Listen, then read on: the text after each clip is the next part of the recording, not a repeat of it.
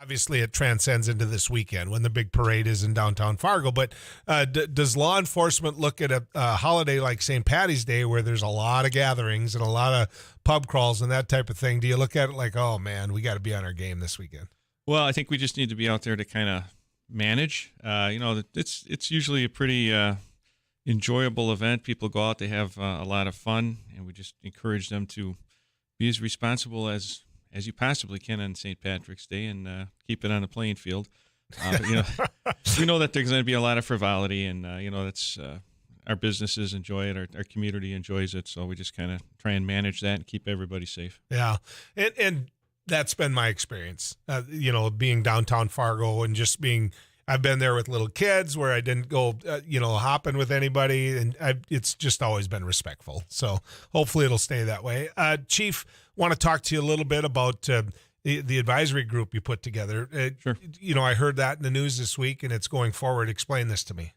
Well, we've got a really solid group of Fargo citizens that are going to be the first ever appointees to our advisory and oversight board, and so this group, again, is going to serve as kind of a buffer between the community and the police in terms of growing transparency, partnerships, putting community perspective, and providing suggestions in terms of policy and procedures. And they've started their training already, and we're getting some real interesting feedback. I think a lot of what our cops do is so unknown to the community, the things that we do on a regular basis, the things that we have to see, do, etc.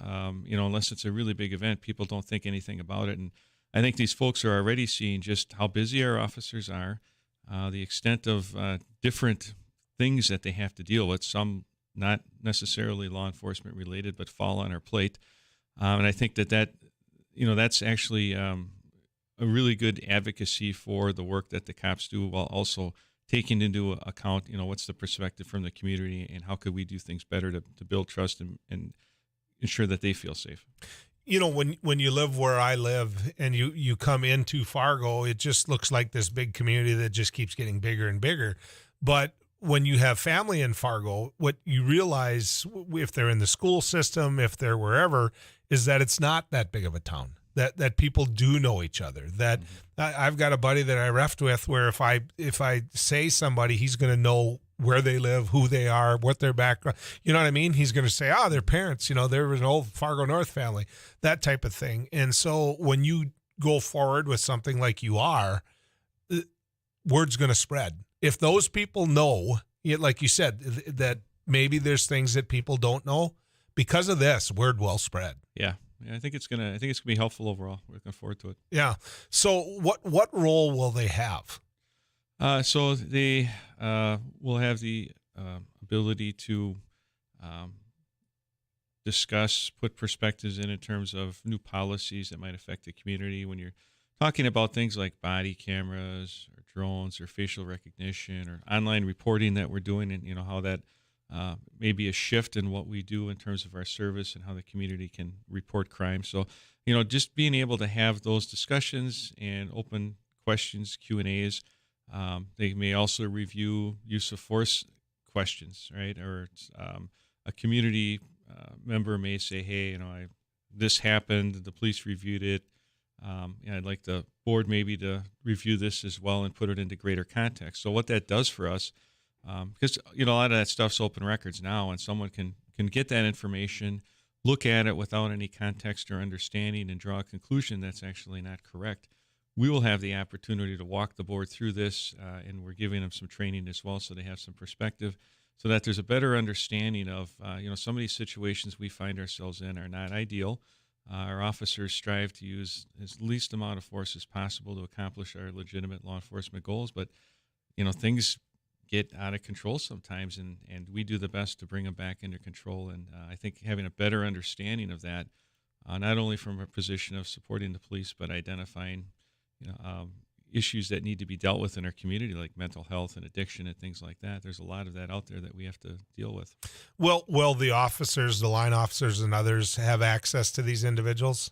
Oh, yeah, they already do. They've been doing ride-alongs. We've got some great feedback from the officers with a lot of these personnel. So they started last weekend already going on ride-alongs. And again, as I said, getting exposed. And the biggest feedback we're getting from most of them is they just can't believe the amount of activity. As you said, Fargo, very nice, warm, welcoming community. It's looked at as a small town, but we have big city issues out there, and we have to have a police department that can deal with big city issues. And our cops are doing that. And I think the community at large doesn't see all these other things. And when they do, they're like, wow, there's a real kind of awakening. What about the online reporting? How is that going? I know that's one of the things we talked about before. Yeah, and that's it's going to create a lot of efficiencies for our cops and for our community. People can report. There's a number of different crimes that really don't require an officer at your door to take the report and to file it appropriately. So we're using technology. People can file it at their convenience, and there's an online portal, a mobile app. You can do it a number of different ways. That allows our officers really to concentrate on prioritizing, P1 things, traffic enforcement, other proactive activities that we want to get to. And so that's just another step in terms of forward-thinking efficiencies for the department. Okay. Anything else we're going to get out there to the folks? I behave on St. Patrick's Day. The parade's on Saturday, so Yep. we're looking forward to a good crowd there. I'll be out there with the mayor, and we'll have some other folks out as well. So we're looking forward to a nice weekend. Well, you tell the mayor to behave, because that guy's about as Irish as you can get. I mean, I've never seen him without a shamrock on his lapel. I mean, it's I'll do what I can, Jeff. small steps. Chief Dave Sapolsky, ladies and gentlemen, Fargo Police Chief. When we come back, Derek Hansen's going to pop back in right after this.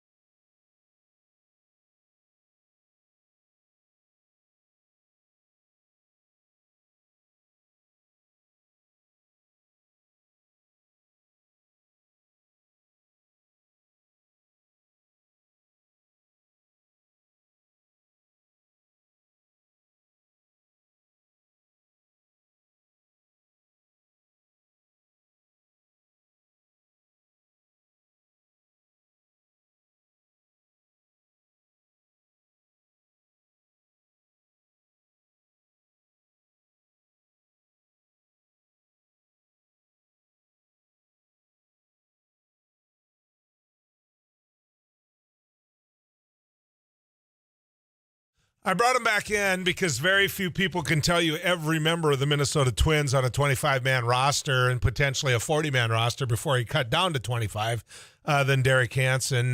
Derek, you're headed down to Florida, but this Twins team, a couple years ago, and I'm going to stick to it. These young guys in charge, I still believe, have a method to what people think is their madness. And, Derek Falvey and these guys are sitting there getting judged on Rosario and some of those. We all do that. I mean, we do. We all do that. But this year is the first year I'm kind of scratching my head a little bit. Yeah. Because when I see the moves they made, it's like, okay, what is that method? What's the goal here? Is it a rebuild? Is it what? And so this Twins team that I see right now, I know it's hard to predict, but I don't see a team that looks that good, Derek. Yeah, right now, I mean, you're sitting there. They pick up a pitcher from the Cincinnati Reds, Sonny Gray, that you're hoping can be a starter, but he's kind of the guy. Kenta Maeda is out for a time here. Dylan Bundy is another guy. I mean, there's just not a lot out there. We've seen plenty of the Randy Dobniks and those types, and so the starting pitch, there's just not a lot there right now, and hopefully they can come up and some of these young guys can get it done, but yeah, it's a concern, I think, for most Twins fans out there. And it was kind of a weird thing. You trade for a shortstop, and then you trade him right back to your Yankees. Even Dick Bramer the other day when we had him on for the Twins wrap at 5:45, a little plug there, during the Drive Time News Hour on Tuesdays. Which, by the way, is absolutely fabulous. Thank you. And he's even kind of miffed on how this is all going. So it's an interesting thing. You got to think that they still have a lot more that they want to do. But we're sitting there 2.5 weeks, actually 2 weeks from today from getting the season started. You mentioned the trade with the Yankees. Donaldson, was that good to see him go down the road and the money go down the road? I think so. As long as they take the $50 million and spread it out to something else to bring them back, right? So, $25 million a year. And, he's often injured. He was striking out a lot. So I just don't know. It's going to be interesting to see how he plays out in New York. He was the one who was giving Garrett Cole all that crap about putting the sticky stuff in the ball. So we'll see how that locker room is. But no, it's no, he was. The first thing I thought of was there aren't going to be hugs the minute he walks in. They may figure it out, I'm sure. But no, I think he had some spice to the team, but he just wasn't healthy enough and did not. I think he's on par, maybe a little bit better than the Michael Pierce signing the Vikings made, right? Who played 8 games over 2 years. There's some signings that just don't work out. So I think everyone's happy with how this works out. Gary Sanchez comes over. How much he's actually going to catch, I don't know. Or if he's going to be the DH. Nelson Cruz signed with the Washington Nationals now, and I missed that. Yeah, he's going to be a Nat, huh? Yeah. Well, obviously his market. This rule change bites. Yeah. We lost Nelly Cruz. Yeah. Well, obviously it opened up a lot of doors when the National League now is going to have the designated hitters. So that's really going to change a lot for anyone who wants to maybe. Nelson Cruz is what, 57, 56? I was old? No, he's just a little bit younger than me, but yeah, he's in his... I thought he was in his 40s. No, he's in his early 40s. Oh, okay. So he's like 42. So. Yeah, that was a joke. Yeah, he's right. He's a little bit younger than Tom Brady. But he can, hopefully he can have a good season with them, but that's going to be weird to see the National League have the DH this year. So there's a lot of questions there. I think, how they solidify this infield, I'm not really sure. They, whether or not the other infielder they brought in from the Yankees will be that guy, whether we see Polanco maybe go back to shortstop. A lot of people don't like that idea. He kicked the ball around. But, the Simmons, when they picked him up from the Angels, they said, Gold Glove guy, he kicked the ball around a lot last year. Right. And that was really a problem from them. The other guy to watch, I was talking with Dick Bramer about this. I mean, Miguel Sano, and I know you've been on this, he's got to be a little bit more, he's got to not strike out so much. Right. It's one thing if you're a power guy and you strike out a little. That kind of goes with the territory, but he's taking it to a whole different level. The Twins, are afraid of the Big Papi syndrome with Miguel Sano, and they shouldn't be afraid of that because at the time they let Big Papi go, the right thing to do is let Big Papi go. And it didn't work out later on. I get it. Some players are going to succeed in a different system, in a different city, in a different way. There are certain people, though, that you look at. Rosario's one. Remember, I was screaming into this microphone then that guy is key to the team. He's a good ball player. Well, look what happened. He's walking around with a ring on his finger right now, and he was MVP of the American League? He just re-signed with the Atlanta Braves. So what he did, he was MVP of the NLCS. So yeah, right. And so here you sit. It's like there are certain things that all of us look at and kind of scratch our head. But with this young management team that the Twins put together, at some point, Derek, when are people going to take a step back and say, yeah, we did a good hire here, because this is what, year 4 for them? Yeah. Well, not only that, but you talked about the outfielders. So you let Rosario go, and the part of the reason you do is because you have Kirilloff coming up and all that. Your idea would have been keep Rosario, go trade Kirilloff for a pitcher, right? And that's what you're looking at. What type of pitcher you'll get for an outfielder, because outfielders are easier to find than pitchers usually to that point. So yeah, but you said something this morning that got me nodding my head in my pickup on the drive up. You were talking to Dan and Doug, and you said, we obviously need pitching, but what team doesn't want pitching? Yeah, and, no one wants to give up pitching. Yeah, everyone's saying we want it, so that's right. That's the problem. Is you're not going to give up a lot of guys. If the Cincinnati Reds, they're doing a fire sale. That's the reason that we were able to get Sonny Gray, is they were just they're trying to go with the youth movement. They take the number 1 pick overall from the Minnesota Twins last year, who was a young pitcher. So let me ask you this, and it's just totally off the wall. Do we manage pitching right? No. I mean, that to me, in this day and age when everybody needs pitching, we've got to look at how we manage pitching. Well, I've had a conversation, and you've seen me talk to these gentlemen before, 2 guys who are in the Hall of Fame, Bert Blyleven and Jack Morris, and they feel like there's too much stress on lifting weights and all that, and just that your body movement is actually going to be better if you kind of have that muscle memory of pitching. Mm-hmm. So they think taking them out too early. I mean, you don't want to pitch 200 innings, but this 100 pitch count thing, they don't think. And those are guys who pitched a lot of innings. Yep. So they're obviously in the camp, and someone tried to argue me with that. Well, I said, okay, you can go with your high school coaching, whatever you want to do. Yeah. I'm going to take 2 guys who pitch pretty well, are in the Hall of Fame right now, and pitched well into their 40s. Right. I mean, they just when Jack Morris was throwing his hardest, how fast was he throwing? Well, he's mid-90s probably. Right. But he knew how to pitch, too.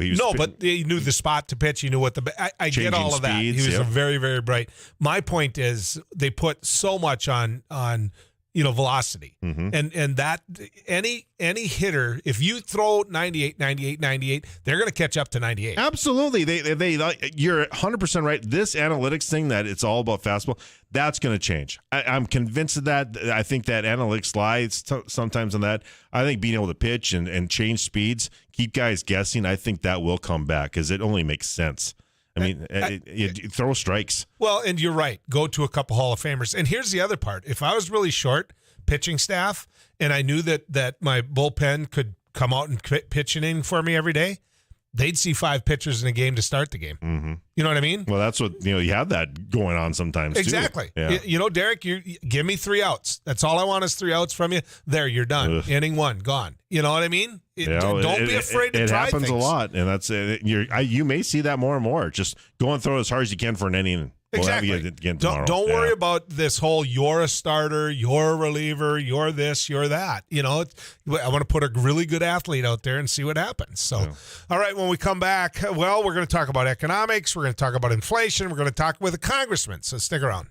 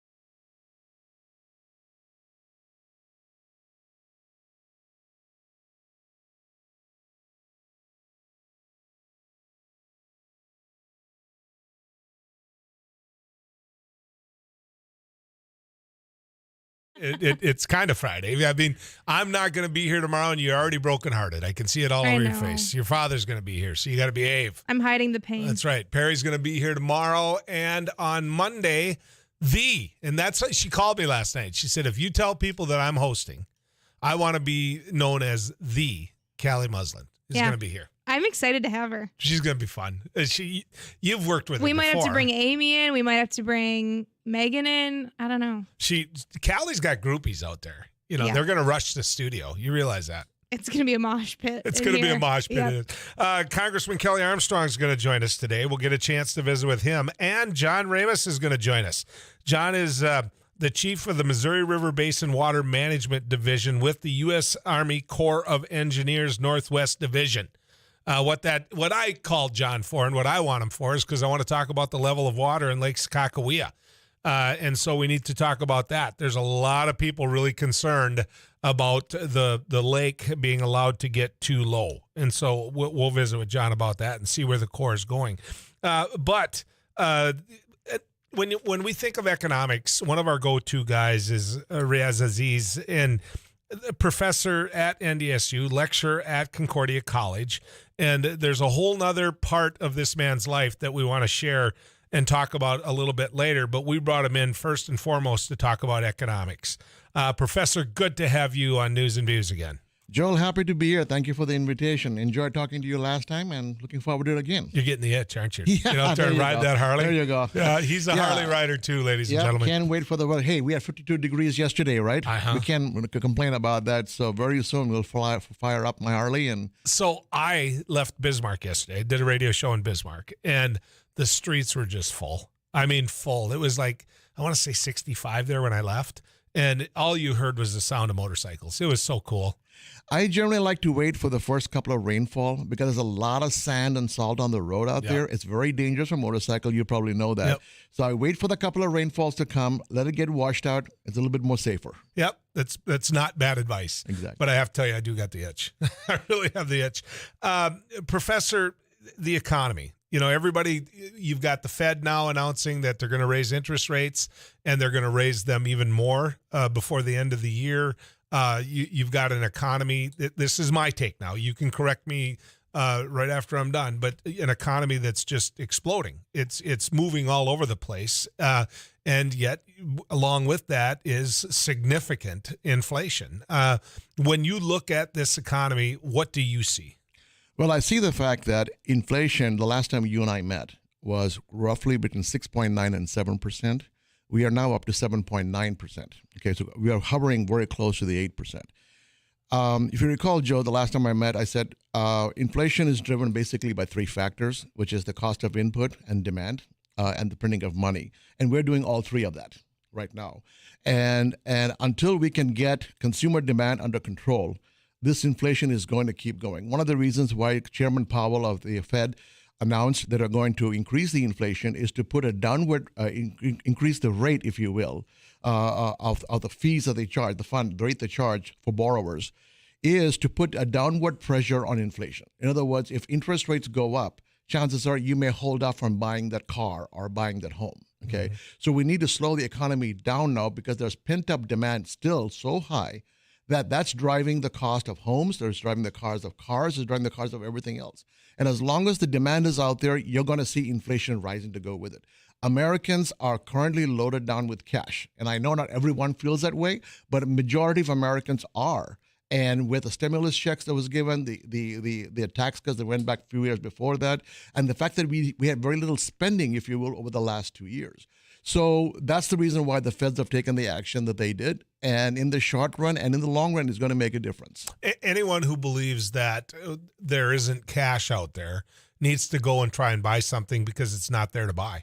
In many cases, that alone tells you. Well, yeah, exactly. There's two issues. Number one, we do have Americans with cash, which is why a used car costs what it does. It's just why cost of housing and food and everything else is going up. The other thing is that for the last 2 years, the supply chain issue has been significant. When we go to the grocery store, you go to any of the hardware stores, if you will, and you see the shelves full of stuff. Does anybody ever stop to think what it took to get the stuff there? Yeah. And when that process is interrupted as significantly as it was interrupted over the last 2 years, you have two situations that are perfectly set up for inflation. You have a high demand and you have a low supply. And you put them both together, prices are going to rise and they're going to keep rising. And now on top of that, you've added the Russia-Ukraine scenario. And this inflation, I see inflation rising in spite of Chairman Powell's effort to put downward pressure on inflation by increasing the Fed rate. I see inflation actually going up, maybe closer to the 8.5% before it begins to actually go back. When does it start going back? It's hard to predict. Inflation is like the weather. You can have all the models in the world, and we're getting better at it every day. But at the end of the day, if demand is there, we're going to have inflation. If the supply are shortfall, the input costs are running short, we're going to have inflation. We keep printing money because we give tax cuts on one hand, but we don't want to reduce spending on the other hand. We give out checks left, right, and center, which is great to give a boost to the economy in the short run. But in the long run, we are flush with cash. Again, it contributes to the. I would say that as long as there is uncertainty, especially now with the Russia-Ukraine war going on, it's going to continue to contribute to inflation. And it's not just us. Canada is experiencing inflation right now. The United Kingdom, Germany, and all of the NATO countries are experiencing inflation, not as high as us. The next one higher than us is Russia. And all of that is contributing right now. And one thing, by the way, businesses hate uncertainty. And this war between Russia and Ukraine, because we're so interconnected, is creating such a high level of uncertainty right now that people don't know, how do you plan for 6 months from now, 8 months from now, 2 years from now, 5 years from now, when you don't know where this conflict is going to end. So let's talk about the role that the government plays in this, because both parties, I believe, are guilty of this. I, as a progressive commentator, if the inflation was going up under Donald Trump, I'd be the one saying, well, is Donald Trump responsible for this? Well, inflation is going up during the course of the Biden administration. As a progressive commentator, I might be saying, look, that was all triggered prior to Joe Biden taking office. Doesn't matter. Joe Biden is in office. You mentioned before all of this started that you said the printing of money. You just said that a minute or so ago. I look at the money that we're putting into Ukraine and I'm happy. I would vote for it. I think it's the right thing to do. That being said, we're printing money. We are. There's no one saying, look, we can't afford this. And so we sent money out to Abby and Joel or whatever in stimulus checks. Then the economy blows up and we say you're spending too much money, so we have to have inflation. In other words, who the heck knows what they're doing? And, and I always tell my students this. I wish that every time we elected somebody to office, that they were somehow endowed with this magical power to push a button to either increase or decrease inflation. And whether it's Donald Trump or Joe Biden, whoever else holds office, they don't have the power to do that. They have the power to influence policies, if you will, but they don't have the power to actually control that direction, because we are the ones creating the demand. Okay, and so right now, with the situation taking place in Iraq, and the money that we're sending into the Ukraine, like you said, we are printing money so that we can go ahead and send the money to Ukraine. That's a moral desire on part of this nation to help out somebody else in trouble. But there are consequences to it, and we need to accept that consequence. If we are going to be printing money, we are going to have to accept inflation that goes hand in hand with it. Well, yes, because that's what's happening. Exactly. Right, but nobody looks at it that way. Well, I used to work with and have a good friend named Ken Conrad, who was a U.S. Senator here in North Dakota, and no one understood the economy better than Ken Conrad. And he made a pledge that until we got the federal deficit under control, he wasn't going to run again. He said, I'm going to focus on balancing the budget. He did pretty doggone well. That was at the end of the Clinton era, when the Republicans and the Democrats were working very well together to cut the cost of government. That being said, I remember the late 80s when interest rates were double digits and up. So what I hope, Professor, you tell me, is we're not going to get to there again. No, I believe we have the mechanics in place to realize that that inflation has such a detrimental effect globally, not just to our nation that I don't believe is going to reach quite that level.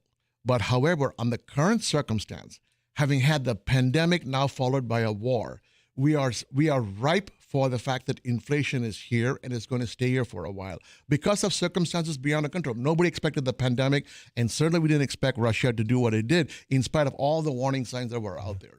Professor Riaz Aziz is our guest. He is an economics professor at NDSU. He lectures at Concordia College as well. And most importantly, he rides Harley. So he passes all tests. And there's a great program that he's involved with and he spearheads. And we're going to get to that a little bit later as well. So, but first I go find Don Haney, the man in green.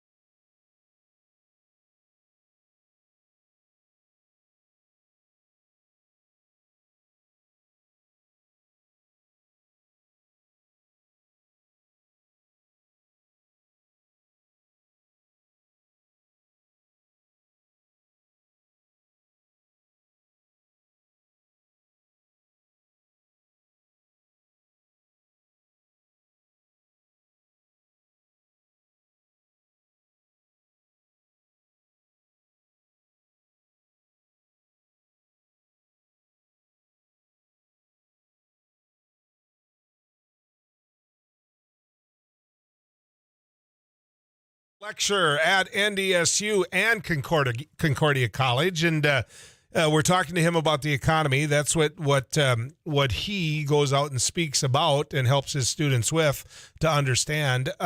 When you see the American economy now, how do you compare that against other countries as we break out of this whole stalemate that COVID brought on? The one thing about the American economy is that in spite of inflation, we have one of the strongest economy on the globe right now. Okay, which may be hard for people to wrap their arms around, because how can you have inflation running nearly 8%? And that's because of the economic engine. Long before COVID, during COVID, after COVID, we still have a very, very solid economy. You can tell that by the fact that we can't find people to hire because of the jobs that are coming up vacant. So I see the economy doing just fine. In fact, Chairman Powell mentioned that the reason we could go ahead and add a rate increase, if you will, a Fed's rate, at a time during war and post-pandemic is because the economy is strong. So I'm not concerned about the economy. I think the U.S. economy will do just fine, and it always has. But again, my only concern is if inflation continues to rise, it bites away constantly a little bit. Your ability to take a vacation or send your kids to college, or to be able to buy that new car or the new home. That's where my concern is. I'm not concerned terribly about the economy as a whole, because there's still the American effort to get out there and to produce and to reinvent ourselves, so forth, is so strong that I think that will carry us through. Do we look at the price of gas as too big of an indicator? Oh, definitely. I mean, other countries are experiencing inflation like we have, but the entire American system is, you get into your own car, or like you and I in our own motorcycle, the wind in the air, our freedom to go out there and do that. We have invested very little in public transportation as a nation relative to other parts of the world. Therefore, our dependence on our cars, if you will, and all sorts of other areas where the energy sources is so high. That's what's driving the inflation. Nearly 70% of the inflation factor right now is distributed towards fuel and energy. Housing gets up a little bit, 5%. Apparel gets about 4%, if you will. Food's getting about 6%. But primarily, it's energy and transportation that is eating up the inflation factor. So everybody personalizes inflationary rates and supply and demand. I'm going to give you my example. Okay, I've been on kind of this program of, after 4 or maybe 5 years, I start looking for a different vehicle. And I was looking for a different vehicle. And the big thing for me, I drive a pickup, is when do I sell my pickup? Because used pickups now are at the highest rate I've ever seen used pickups at. Well, my used pickup, assuming it has the same amount of miles, will it be worth as much if I sold it today as what it would be in June or July? Or do you still see the used market for things staying strong? If I could answer that question in absolute certainty, I would be out there buying every used pickup on the planet just so I can turn around and make a good buck at it. Yeah. The reality is this: with inflation, it's a question of demand. Okay, what's driving the shortfall? What's driving the price of the used pickup truck is because right now we have a shortage of the chips. Okay. Why do we have the shortage of the chips? Because 21% of our chips is imported from Russia. 70% of the neon gas that it takes to make those chips comes from Ukraine. So we're in a box. So we're in a box. And I'm going to tell you something else. I believe, as an economist, looking at the market right now, that computers, the stuff that you and I use every single day, are going to be running short if we don't get the neon gas and we get the other pieces that needs to go into making the computer chip available because of this war situation. So it's not just going to be cars we're going to be running short of, if you will, because of the chips, but also everything else that uses microchips. I always wonder if this isn't the new norm. If this isn't going to be that you're never going to drive by a car lot and see tons of cars waiting to be bought again. It's just not going to be that way. Well, there are a couple of companies out now selling cars on vending machines. So things are doing okay. When we come back, you get a chance to ask him any question you want. 1-800-880-5346. Lecturer Aziz is going to be with us. Go ahead. Text us too, 35270.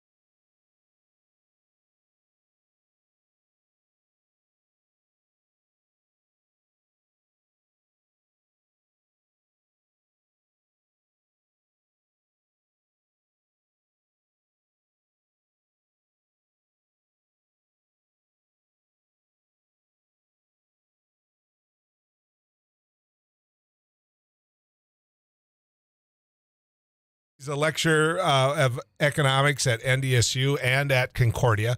And we bring him in to talk about economic policy and where he sees the economy going. And we've got somebody on hold for him as soon as I hit the right button. Abby, go ahead. Let's get Kevin on. Kevin.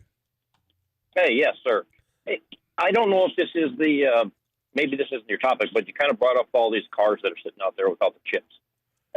If they had been fixed or built the way they were supposed to, where they'd have come out in 2021, 2020, so they're sitting somewhere. When the chips do become available, are we going to be flush in the market with all these cars? Are they going to relabel them 2023s? Maybe this is your area of expertise, but we were just talking about that on the break. So. Absolutely. And thank you for the call. Appreciate it. Thank you for the call as well. The simple answer is yes. We literally have hundreds of thousands of cars. I don't have the exact number on my hand here that are currently built by the various manufacturers sitting in open lots, but not being shipped because they're missing the microchip.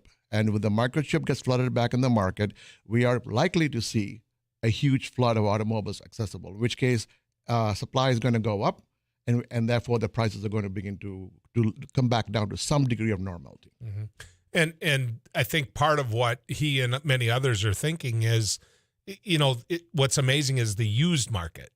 Not everybody's buying on the new market, but they never thought that they'd almost be buying a new vehicle or paying that price when they're buying a used vehicle. Exactly, and it's like anything else in life. There are substitutes for one product versus another. If the market supply for new vehicles increases with the supply of new microchips, then the demand for used vehicles is going to go back to normal. Okay, so let me ask you this: we've got a situation where we're sitting there and we are the strongest economy in the world. Fair? Yep. We've got the most money flowing ever in the world. We've got people making income. We don't think, oh, gee, that guy doesn't make much money. In comparison to other countries, we make a lot of money. Fair? Fair indeed. Why do we keep taking on so much debt?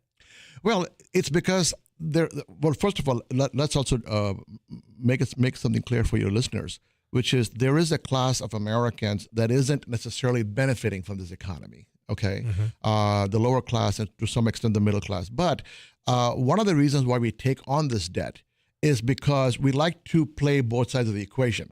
We want all the services and everything that we've ever had before. Okay, but we don't want to pay extra for it. I mean, as inflation goes up, everything costs more. The airways cost more, the landways cost more, food costs more, everything costs more, but we don't want to pay extra for that. So what we end up doing is we keep all of the old services we had before. Take, for example, Social Security. It was a system that was designed to serve as a safety net in your older age. Now we give our Social Security, but there's been no criteria. Everybody's entitled to it. The stimulus check that came out, many people got stimulus checks that didn't actually need the stimulus. I'm not saying that they didn't want it. They didn't need it. The idea of the stimulus check was to give it to people that had a need so they can bridge, if you will, put food on the table, pay for the rent and so forth. But everybody got it. So how do we do that? We have to go print more money. But that's debt. Exactly. That's exactly what we do. I mean, where we live, Riaz, is a perfect example of this. They don't want to say it, and I'll get in trouble for leaning into this microphone and saying it, but a lot of farmers got stimulus checks after having very high commodity prices and doing quite well fiscally in the last couple of years. And the next thing you knew, the government was sending them additional money again. And it's like, okay, that's debt. I mean, that is debt. And if you talk to them right now, they can't find what they want to buy. Absolutely. And this is the sense, we believe that in the sense of fairness, everybody's entitled to it, which is fine.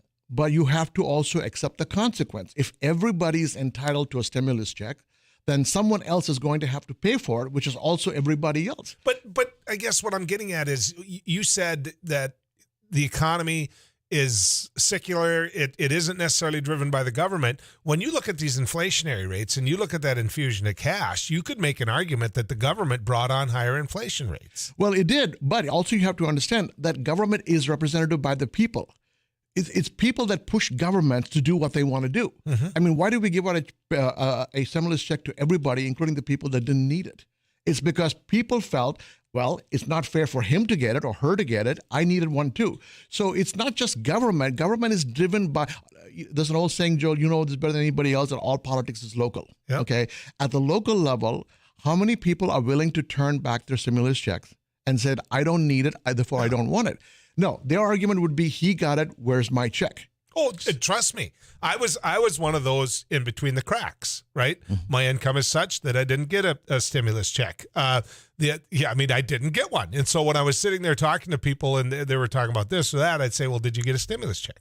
And, oh, yeah. Yeah. Well, did you send it back? Well, why would I send it back? You know, we've got one of the most conservative guys in the whole state of North Dakota running around about how, and he's running for office, about how, the government and it spends and this and that. And it was like, you took a stimulus check. Exactly. You took one. And government spending is driven by people's demands. Government is not this alien creature that sits out there and just decides what they're going to spend money on. It's based upon the influence of you and I, the voters. And the voters influence our representatives, and representatives in turn influence their power in terms of what is getting spent on. So at the end of the day, you can look at government and say government is spending all this money, but the government is you and I. Yeah. Riaz Aziz is our guest, and he's a lecturer at NDSU and UND, or not UND, that's an old habit for me. I went to UND, lecturer at NDSU and Concordia, and we're talking about the economy. When you see what the war is going to do, because this is going to be around for, I believe, almost a generation now, the effects of what's going on in Ukraine and Russia. When you see that this potentially escalating, which you and I both know, we're one button away from World War right now.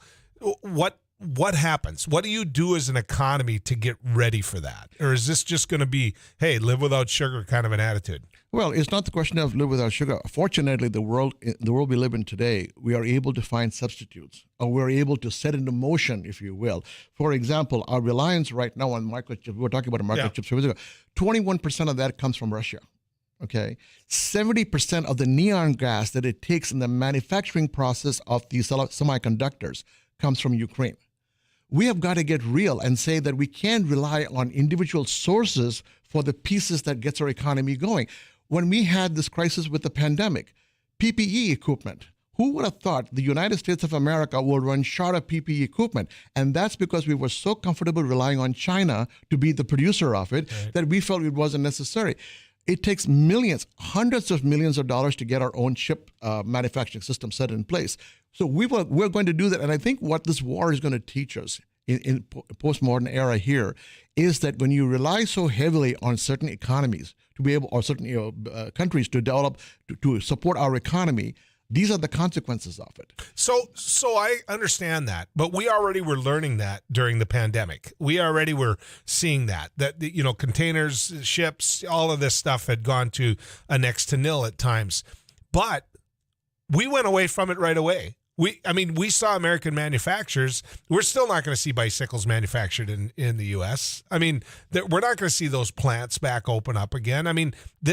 It is a world economy now, is it not? Well, it is a world economy, which is why I don't think we need to manufacture everything. I think we just need to diversify. So in other words, instead of relying on one country to produce the commodities that we need, we ought to reach out for other countries to do the same thing. Okay. That's the problem. So so when people tell me we can drill our way out of this energy crisis, I say, wait a minute, it's not real. Because drilling our way doesn't solve our problem. It creates all kinds of unintended consequences, as we learned when the Bakken discovery on western North Dakota, and all the consequences there. So right now, as we begin to look at the economy, we need to understand, if we are going to rely on microchips, let's rely on multiple countries. Engage multiple economies into the design and development of the microchips. PPE, multiple countries, not all in China. Riaz Aziz we're going to skip that. Abby's giving me little notes here. Don won't mind a bit. I'm having too good a time having a conversation with Riaz. I want to talk to you about unemployment because when the country was in a huge slowdown because of the pandemic, we extended unemployment benefits. And then we got to the point where we left it up to governors and states on whether or not to cut off those unemployment benefits. There were states that held them onto them for that extended 6-month period. Others, North Dakota, cut it off at 3 months. I was all in favor of 3 months because there was jobs out there. It wasn't as though there wasn't a job to go to or get to, or that your employer didn't need you. That being said, when the 6 months were up, everybody said, well, the shortage of employees is all because of that. It wasn't because of that. From the outside looking in, this was a new economy in itself, where because of the pandemic, there's a lot of people not going to go back to work where they worked. Not only that, there's a lot of people out there today saying, I was taught to follow the traditional channel. You get your degree or you work, whatever, you go from job A to job B and so forth. These are people starting their own businesses. These are people saying, you know what, I want a different life for myself. The 8 to 5, the driving to work, et cetera, et cetera. I know we don't spend an hour and a half driving in the North Dakota here, but in the rest of the country we do.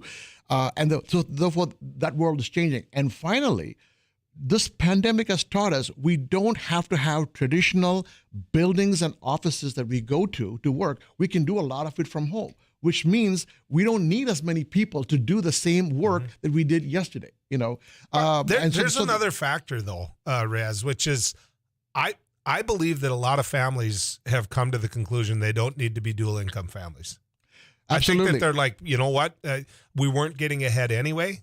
We're making our payments. Maybe we'll deal with one less vacation kind of a thing. But they're not. There are certain families that are going back to being single income families. In fact, I have a couple of friends of ours who basically decided as a result of the pandemic that they were somehow able to manage, and they actually enjoyed being with each other and their children. And they've made the active decision to say, you know what, let's have a one-income family. I know there's risks involved with that, but it gives us a better lifestyle. So when we come out of this pandemic and all of a sudden, it's just like box retailers. You look around how many box retailers are gone because of Amazon or whatever. It's not necessarily solely because of Amazon. It's just the way we shop changes, right, and the world changes with it. And the working world, or the world that we're used to, is also changing with it. That is the reason we have unemployment. I would love to be in your classroom and just be able to take all this in the conversation. When we come back, and you have to stay with me a little bit, because I want to talk about what you're doing in India on behalf of underprivileged women. I want to make sure we're able to get that out there. Riaz Aziz is our guest, and he's a lecturer at NDSU and Concordia on the economy, on economic issues. So stick around. More coming your way.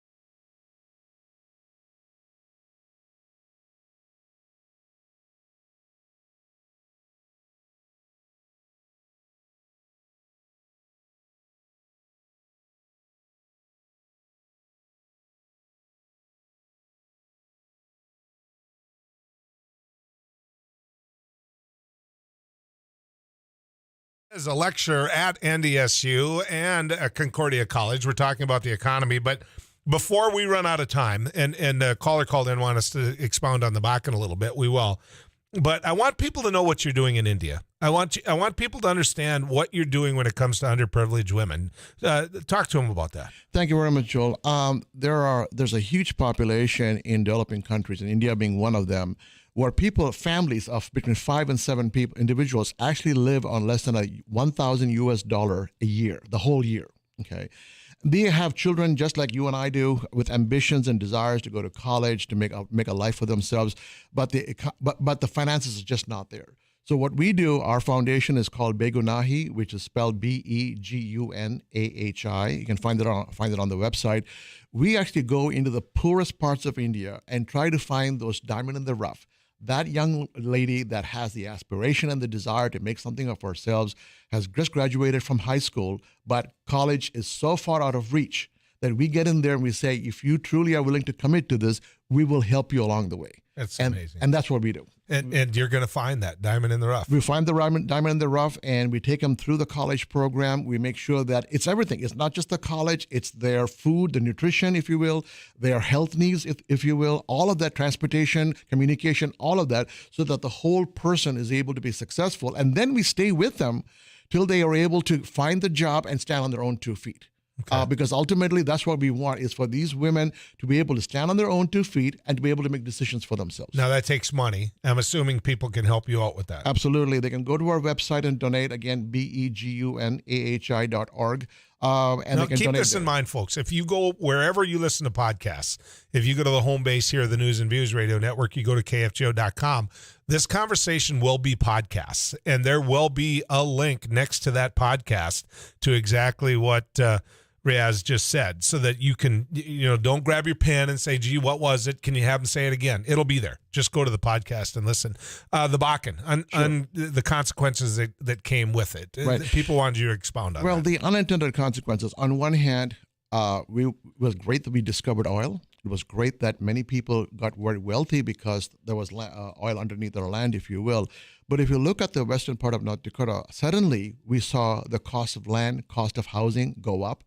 The locals who living in the area had a huge influx of people coming into their neighborhood, which caused a whole series of other problems, shortage of housing, if you will. Prices begin to increase. They couldn't find people to do labor. McDonald's was paying an astronomical amount to have people come out there and work for them, if you will. So those are all the unintended consequences. So every time we think just because we discovered oil, and that's a positive thing, and we can be more self-reliant, we didn't prepare ourselves for all the other things that happen with it. So what I mean by unintended consequences is that whenever we think that something good can come out of doing something, we have to realize that there is a price to pay. People living in Western North Dakota had to deal with the influx of people, had to deal with inflation, had to deal with increasing in prices, had to deal with affordable housing non-existing, if you will, and huge amounts of monies had to be spent on roads and bridges and highways and all this kind of things to accommodate the heavy vehicles that were traveling to and from. So those are all the things. As long as we can plan for all of that, then we are in much better shape, which is why just drilling doesn't. But I go back to the policy side of that as well. Where I live 10 miles from South Dakota, 10 miles from Minnesota, and still in North Dakota. So I'm a long ways from Williston. But Williston is like home to me because I get the privilege of getting to know folks there. And here's the deal. They did bear the brunt of it. Yes. They bared the brunt of it, and we got the benefit of it. Absolutely. We got the tax dollars. We got all of this. And so I've been screaming into this microphone for how long, just what you said, that if you're a middle-income family, you couldn't find housing, and certainly not affordable because of those unintended consequences. And absolutely. So policymakers, they need to realize that as well. They need to realize that when exactly. And I tell my students this on a regular basis. We have only about 10% of it comes from coal or energy, if you will. 12% comes from renewable. Renewable, by the way, outdoes coal right now by about 2 percentage points. But 34% are natural gas and 35% out of petroleum. Okay, we're going to get you on record with this. You going to guest host someday? We'll try. Anything, Joe. If you and Abby invite me, I'm happy to try. There we go. Thank you, Carson Miller, for such a great resource. We'll be back with more right after this.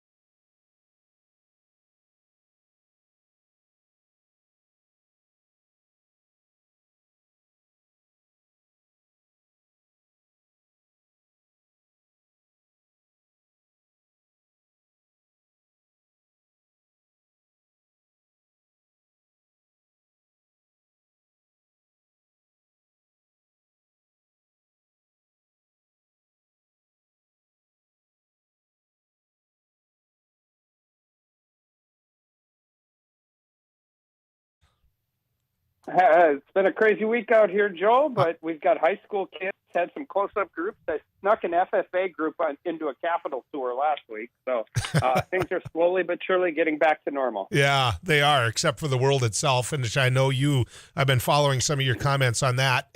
When you ran for this job, Kelly, when you said, I want to be North Dakota's lone congressman, did you ever think you were going to be in a room with the other legislative branch leaders in the country, listening to the president of Ukraine talk to you about how his country is being attacked, about the need that he has from America for his country? I mean, just to be in that room had to have given you goosebumps. Yeah, and unfortunately not in a great way, right? And Right. you bring your own backgrounds into this stuff, and you learn. You learn more. I learn something new about foreign policy every single day, and that's the truth since I've been here. But also, yeah, we dealt with 9/11, we dealt with the war on terror, all of those things. But and I think I've said this, when peacekeeping tanks from the world's second largest nuclear power roll into a country that wasn't in conflict, that is something that you hope never would have happened again, but obviously has. Let's talk about that, though, because that is the front page. That is the lead story. That is the top broadcast, which is the war in Ukraine. Should or could the United States, could America be doing more? Oh, I think so. I think you can always say that there's things we can do, and some of it is just increasing the natural efficiency of how we operate and how we deploy assets and how we deploy resources. But I've been very careful, and hopefully I've succeeded in, not making this a tweet war when you are potentially talking about things that could escalate into armed conflict, again, with the world's second largest nuclear power. Well, that's the fact, right? I mean, that's the factor.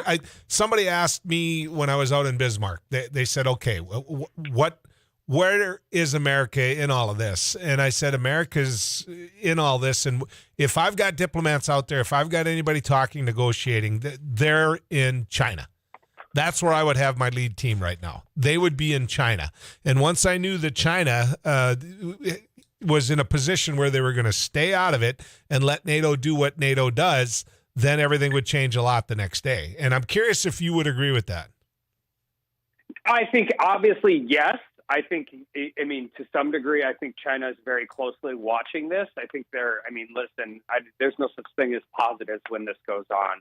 But I think some of our coalitions are stronger than they have been in recent memory, which is good.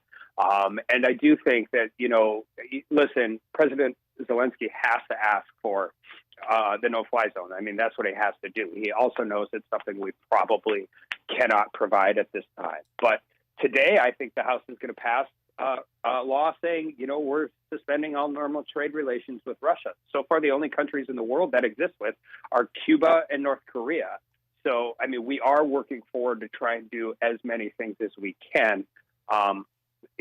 Like I've said, I have plenty of things to criticize this administration on in the lead up to this, and I'm sure I'll do that again in the future. But right now, I hope that our leadership in both chambers and the White House succeed, because it'll save lives in Ukraine. Do you think Joe Biden has done a good job handling NATO? I think, I think one of the best things he did was disclosing the classified information in real time as we were leading up to this. I think that was a unique take in the 21st century that's never really been done before. I thought that was effective. I think Congress is actually surprisingly working pretty well on these things. And to be honest, both Democrats and Republicans in Congress, through actually bipartisanship, have kind of pushed the White House into getting more aggressive than I think their natural tendency to be is. So, yeah, I think they're listening. We could do a lot better. You can have a lot of questions about the lead up and some of the things that have happened over the last 6 months and how that instituted some of this. But right now, I don't know. Listen, there's no perfect way to handle this, right? None of these decisions are without nuance unless it's involving American soldiers in body bags, and nobody is interested in that right now that I can tell. Well, and that one of the reasons I asked you that question is because of what you just said, which I totally agree with, which is that Republicans and Democrats together are speaking with one voice for the most part when it comes to the situation in Ukraine. Obviously, you've got the alt-right that I think, knowing you the way I do, Congressman, I doubt you get up in the morning and say, gee, I'm going to go have coffee with Marjorie Taylor Greene. Is that fair to say? That is fair to say. Okay. That being said, I think that people like yourself and others, are getting together and saying, okay, this isn't a time for this partisan bickering. What can we collectively do together? So I'm going to ask you one that, I support the votes that would get financial aid and military aid to Ukraine. But I have to ask you this. Are you concerned at all over whether or not we as a country can afford it at a time when national debt is rising? I'm worried about whether we can afford anything. I think that is always a place to be. But I've said this for a long time, mostly even before I was involved at the national level. There's certain things that come with being the only world superpower, and the world works better and American citizens are safer when we're participating. And that has been proven true for the last 150 years, by the way. When we draw back, that usually is not good for other places in the world, and eventually that comes back to us as well. So I think we have to look at it. So yes, do I think it's expensive? Sure. Do I think there's other places where we spend $15 billion that we could make up for it in a real quick hurry? Yes. And I think you saw that with the non-defense side last week in the appropriations bill. And this wasn't a Republican fight. This turned into a Democratic fight on the House. We literally offset about 1% of the total funding package, and it completely blew up. And that's why the COVID money got pulled out of the bill, and they're going to try and do that next week. So we need to do a better job about spending money in general. I've been pretty clear about that. But, I voted for the military omnibus, and the reason I voted for it is, again, because sometimes, I don't like voting for omnibuses. There's plenty of stuff in that omnibus I don't like. But we have 2 Air Force bases, and we are at a really heightened stage of military conflict in the world right now. I think sometimes being a grown-up is more important than being an ideologue. Well, and one of the difference in how you voted is you haven't run around saying we must, and then voted against it when it's in front of you. And yeah, I think funding our military at a time when Russia's in an armed conflict with the only democracy in a place that hasn't had a lot of them is probably a necessary function of government, whether you agree with how the bill was done or not. Yeah. Well, and we'll get to a place on this show where we're talking about people who are putting out strong statements about supporting the Ukrainian people that had the vote in front of them to do it and then voted no. And so that's a whole different discussion. But I do agree. But also, I think that's the political fight you get into in omnibuses, right? I mean, the actual Ukraine funding was a very, very, very small portion of that bill. If that bill comes to the floor as standalone, that bill passes with overwhelming bipartisan support. Lots of people who voted against the bill still support the Ukraine funding, which is the problem with the process, which I hope changes. The problem with the process, period, is something I hope changes, and neither party changes it, period. And it drives me nuts because both you and I, our backgrounds are from the North Dakota legislature where you don't do that, Congressman. I was explaining to a group of people this morning how the North Dakota legislature works, and they found it fascinatingly quaint. And I'm like, you guys, for all of our lumps and bumps and bruises, it just works significantly better. Well, and it stops you from putting in stupid bills because it's going to get voted on. It is. When we come back, we're going to talk to the congressman about energy policy, but I've got to get to the ranch and visit with Sarah Heinrich and find out what's going on in our commodity prices. Sarah? We're continuing to see those double-digit gains.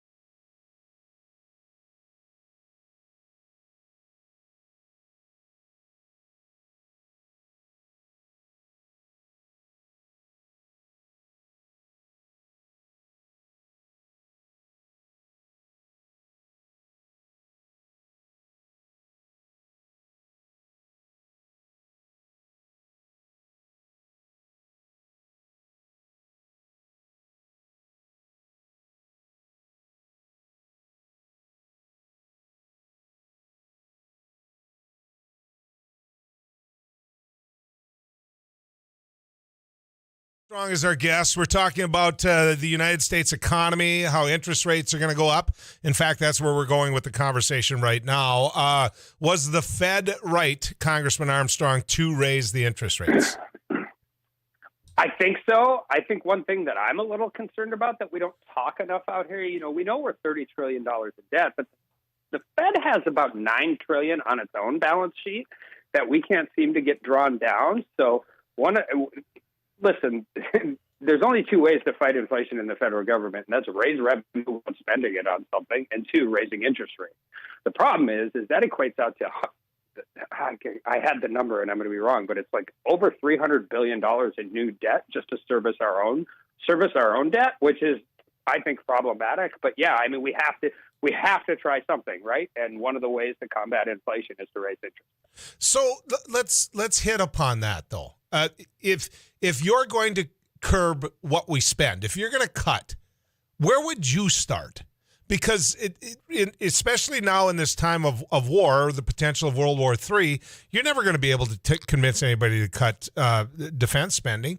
You're sitting there with an older than average America. We live longer, and yet nobody wants to take on Social Security. Those are the two big items. And so where after that can you find enough to cut, Congressman? Actually, so I think that's, and one of the things I don't think, like, near enough people out here talk about, 70% of the federal budget is what I call mandatory spending. And it's not all entitlement spending, right? People pay into Social Security, they get a check back. That's not an entitlement. But it is mandatory spending. Of the 30% that's discretionary, half of that is military spending.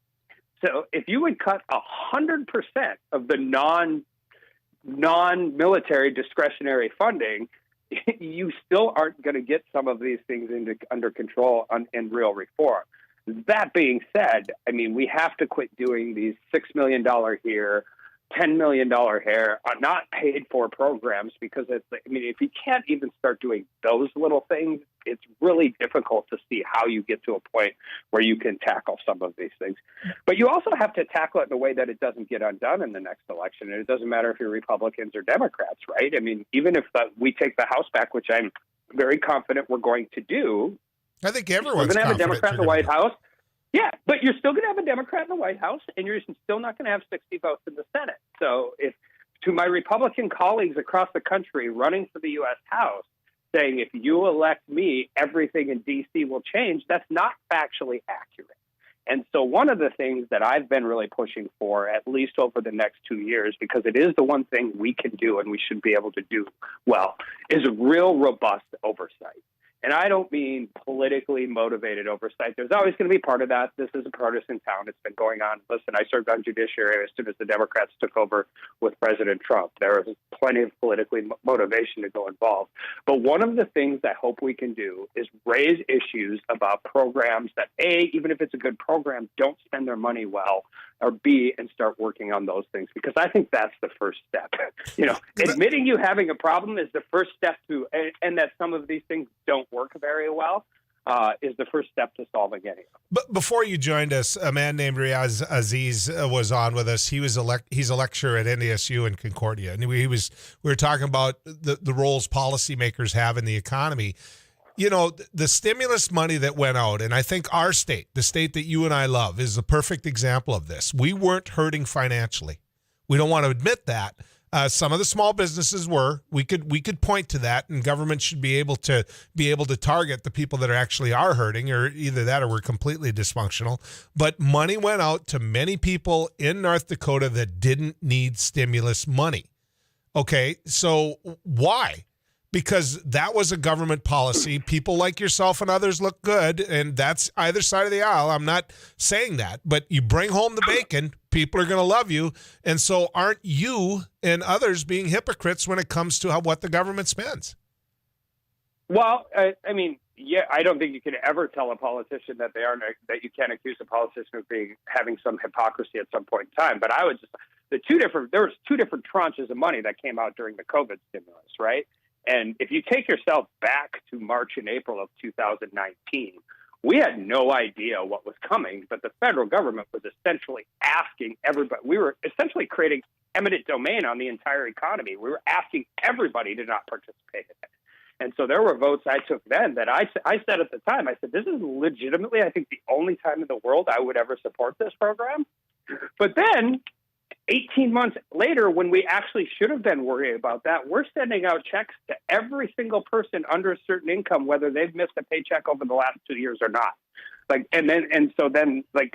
least that was my justification for not voting for it. Listening, like after 2 years, we didn't do anything better to target that. And again, yeah, right. That's a leadership decision. That's a bipartisan decision as to why this went. But Congressman, doing it on the front end versus doing it on the back end are two different things. Congressman, both you and I have the majority of our friends are farmers. They're guys that are wearing tuxes at our weddings. But here's the thing. I think farmers have been doing okay. And the stimulus checks that went to the farmers, I'm saying this, if they were in the room with me, I would look them in the face and say this. It didn't need to go to them. And yet it's seen as a win here if we get them. So what I'm trying to say is I'm okay with it. It helps. It helped my economy. It helps where I work, quite frankly. I'm just not okay with those people saying that the federal government's all goofed up and, that it's all corrupt and this and that. And then at the same time, wink, wink, nod, nod, gee, look at the check I got. And so I don't know how you weigh that when you vote. Well, so I think listen, and if you're talking about stimulus money during COVID, I pray that that's a one-off and I never, ever have to take a vote like that again, because that would mean we are in some kind of situation that is similar to that. But I also think, listen, you and I might disagree a little bit on the farmers doing okay. We just went through a historic drought. Prior to that, we had a fall flood. We're going to have anhydrous and diesel and fertilizer shortages coming down the pipe right now in real significant ways. And the commodity boards are lit up great right now, which is fantastic. But we have shipping container problems. We have transport problems. We still can't get any pipe in the ground, which means we're going to be competing with our other favorite industry in North Dakota for transportation. And I think there are listen, there's a reason that farmers don't have a true free market economy, and that's because we don't want $12 gallons of milk and $7 loaves of bread. Right. And there are really good public policy reasons. But if you would have told the farmer, been a rough couple of years for a lot of farmers. If you would have told a farmer 5 years ago he could have $14 soybeans, he'd have been high-fiving you. Come on. I'm not criticizing him. This is the game we get into because now it's, oh my God, things are so bad. I'm not convinced they are so bad. And that's a good thing. That is a good thing. Now, fertilizer prices, that's an input cost. Fuel prices are an input cost. You can talk to farmers about increased fuel prices means increased soybean. It's good for the bio industry. So you know what I like? I like you coming on and we having these good, honest conversations. Yeah. I appreciate that, Congressman. Thank you for that. Absolutely. I don't think it's any secret to anybody listening that you and I don't agree on this. Yeah, exactly. Congressman Armstrong, thank you. We can have these conversations, and I appreciate doing it. You bet. Thank you, Congressman Armstrong. Bye. We'll be back with more right after this.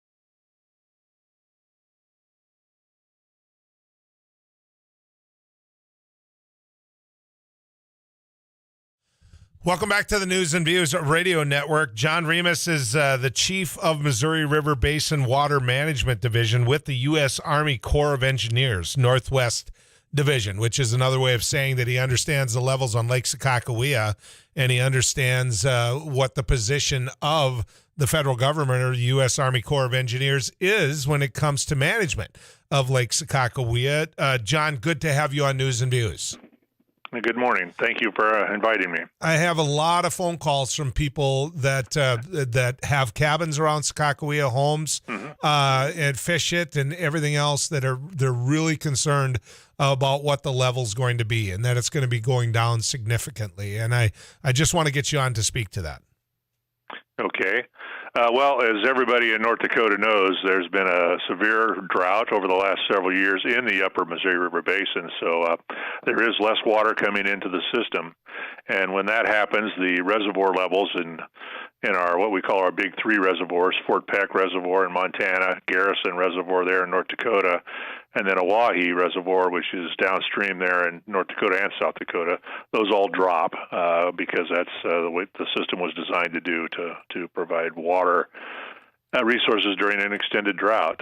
So the last year we've seen Lake Sakakawea drop about 9 to 10 feet below where it was maybe this time last year. So we've begun to use that conservation water quite a bit.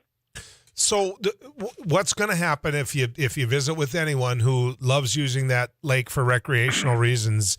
They're going to say that, you know, the downstream individuals are controlling the policy of it, that there is no barge traffic, that, you know, they have more political influence, that it's because of them that we're sitting up with a way lower lake than what we have to be. I want to give you a chance to respond to that criticism. Okay, well, that's a common criticism from all the folks in the upper basin. I want to assure you there is navigation on the lower basin. In fact, there's been quite a pickup of the navigation activity in the lower basin over the last several years. So there are navigators on the lower basin or on the lower river that we do provide support for. What I want to remind everybody is that last year on July 1st, we did implement conservation measures to conserve water as we were getting into the drought, which did mean a lower level of support for the navigation industry in the lower river. And this year, we are going to be at an even lower level of service to the navigators in an effort to conserve water in the basin. So we are everybody's kind of feeling a pinch here, if I want to put it that way, both upstream and downstream. What about what's the triggers? I mean, what if we get a bunch of rain in the spring? What if are we at such a point where this couldn't reverse itself in a quick fashion? Well, Mother Nature can always intervene in an extreme way, which could reverse this. We have what we call storage checks, and we have 3 of them throughout the year. And the first one is March 15th, which was just Tuesday of this week, and that sets our service level for what we call the first half of the navigation support season. So we're going to be at a what we call minimum support for them up through July 1st, which is our second storage check. And based on whatever water is in storage in the system, we'll determine what the service level is for the second half of the season, as well as whether or not we need to shorten the navigation season support. Based on our most current forecast, we're probably going to be at minimum service for the entire year, and we're going to shorten the navigation season possibly as much as 10 days. So that's just based on our current forecasted runoff. So, but again, nothing will be official until July 1st. And then the last storage check is September 1st, which sets the winter flow releases out of the system. So what you're saying is everybody's going to pay a price for the low water? Well, yes. It's something that was developed when we developed our last water control manual back in 2004, where we actually implemented more stringent drought conservation measures than the previous manuals, which was aimed at conserving more water earlier in a drought. A question comes in from our text club, our iConsultants of North Dakota text club, that says, what about the massive amounts of water used in the Bakken? Will it be restricted? We manage the water that's in the reservoir. The amount of water that's withdrawn, whether it's out of the reservoir or out of the river, is really regulated at the state level. So if there's water permits that the state issues for oil exploration or irrigation or whatever, that's really regulated by another agency. Even though they draw out of your reservoir. Right. If they draw water out of the reservoir, that goes into what we call, I discussed the storage checks earlier. If there's less water in the reservoir, then we'll take more stringent conservation measures. Are there any steps that can be taken to offset? Let me give you an example, Mr. Remus. The people that put the boats in, for example, the landings, can they be extended? Is there anything that can be done on the federal side to put some more money in during this process? Well, the Omaha district is working at the local level with operators of these facilities to determine what we can do. We have certain legal restrictions on what type of projects we can spend our particular money on. But during the last drought, there was some relief provided for a number of areas on Lake Sakakawea, and the Omaha District is working at that right now. Right now, we don't see Lake Sakakawea dropping a whole lot below where it is today. Of the three reservoirs, that reservoir is probably going to get a little more runoff relative to its size than the other two. So we're looking at that to kind of maintain the elevation it has today through the year based on how we're going to manage the system. So in other words, where it's at right now is where it's going to be at this year unless Mother Nature really kicks in. Unless Mother Nature either really dries up or really kicks in a lot of water. Okay. Is there anything else you want to tell the folks, Mr. Remus? Well, it's just that, the system is operated as a system. Lake Sakakawea and the Garrison Dam are operated in conjunction with the other five main stem reservoirs. So when we make a decision to change the flow at one reservoir, that usually requires us to change something at one of the other reservoirs or maybe all five of them. So it'll all kind of depend on how much water we get below the system this year. If the drought extends into the lower basin, then we will probably be drafting the reservoirs a little bit more. But right now, we don't see that happening. John Remus, ladies and gentlemen, with the U.S. Army Corps of Engineers, thank you for coming on. I appreciate it. Thank you for having me, and have a good day. You bet. You too. I don't know if that's what you wanted to hear, folks. I know that the people who have cabins and homes on Sakakawea, you didn't want to hear what you heard. It doesn't, it's disappointing to me as well. I mean, that lake is North Dakota's lake. And, for me, making sure that everything isn't being dictated and mandated by downstream, he said that there's more barge traffic now than what has been before. He would have privy to that information. I wouldn't. I know that prior to all of this, the little bit of barge traffic that happened downstream held way more political weight than what it did, here in Oahe and in Sakakawea. And so, as important as that is, I mean, one of the best fishermen I'm ever going to fish with is Matt. I mean, this is a huge part of his life, and it seems to me that with everything we just heard, that we need to use Omaha then as the example of what potentially as a stopgap could be done. Also, maybe it's worth it to contact the individuals. I would call it the old North Dakota Water Commission, but I know that Governor Burgum has consolidated this under one leadership. But contact the governor. Ask how much money's going or water's going out, how that relates to the level of the lake, and say, look, aren't we just as important as them? I can tell you this, if it's for the oil industry, good luck. I mean, good luck. The governor's office is going to do whatever the oil industry wants it to do. And you saw that when he used the the PPP money to subsidize or the money that came down to us through COVID to subsidize the oil industry. And then they didn't use it. And so, yeah, that's a burr under my saddle, and one that people making record profits, I don't think they deserved or needed the type of money. Could you imagine if some of that money now had gone into building the type of infrastructure that would get people on and off that lake? I mean, I think that would be a welcomed sight. And I think that the people that utilize those facilities are just as important as individuals in Oklahoma and Texas that are taking profits out of North Dakota. There. Let's get to Don Haney and find out what's going on in our weather cave, albeit a temporary cave until Too Tall comes back. Yeah, we're not in the cave today. We are in a place with a window. We can see some sun out there. That's the good news. Possibility.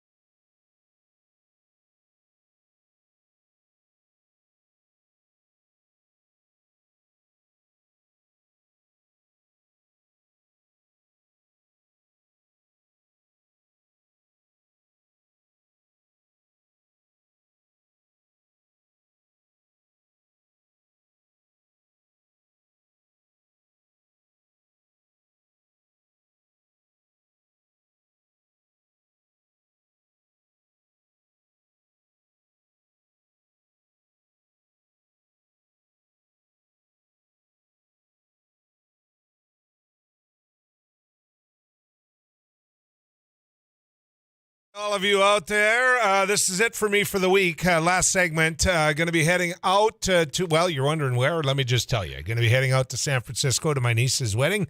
Heidi's daughter's getting married, and all of Heidi's siblings are going to be on a plane in a little bit because that's the kind of family we are. We're pretty close, and get a chance to bring a new member of the family in. And so Perry Miller is going to be sitting in this chair tomorrow, and then the Callie Muslin's going to be sitting here on Monday. Are you going to be calling her the Callie Muslin? Yeah, I will be. Of course. You promise? Yeah, she's the Callie Muslin. Okay, I just want to make sure. She's the former Amy Eiler, and I'm the former the Callie Muslin. So now I've got to call you the Abby Miller? Or well, yeah, I mean, that'd be preferred. won't it be after you're gone? We can do that? I guess. Okay, let's just like in my memorial. No. After I leave the Every job. producer grows into another job. That's what they do. I think that actually you should have kind of like a shrine to all of your former producers in your office. Have you thought about that before? Yeah.